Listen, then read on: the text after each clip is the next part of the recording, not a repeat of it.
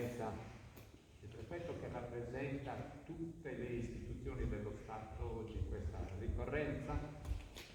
Ringrazio le associazioni combattutistiche d'arma che hanno voluto impreziosire una cerimonia che comunque monta rispetto a quelle che sono le tradizioni non solo di questa città ma di tutta la nostra nazione. Saluto le consigliere e i consiglieri, i rappresentanti della Giunta, il comandante e i rappresentanti dell'amministrazione, e noi abbiamo rispettato le disposizioni.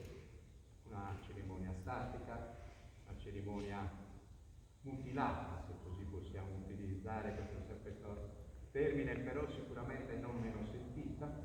Trasmetteremo il filmato a tutti gli organi di informazione, che riceveranno anche quello che è il messaggio che il sindaco vuole rivolgere alla città, però ci tenevo a portare a lui direttamente il ringraziamento.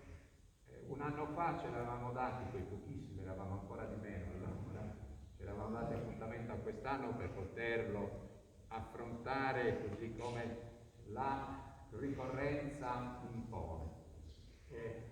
Non è stato possibile, purtroppo dovremo combattere ancora tutti insieme, però già questo segno di presenza e di storia attraverso tutti voi e tutti voi è sicuramente un incoraggiamento che noi trasmettiamo alla città per affrontare, chiamiamola quest'ultima fase, perché così vogliamo davvero credere che debba essere quest'ultima fase di emergenza sanitaria, e quindi poter affrontare davvero e riprendere la nostra vita in libertà e serenità.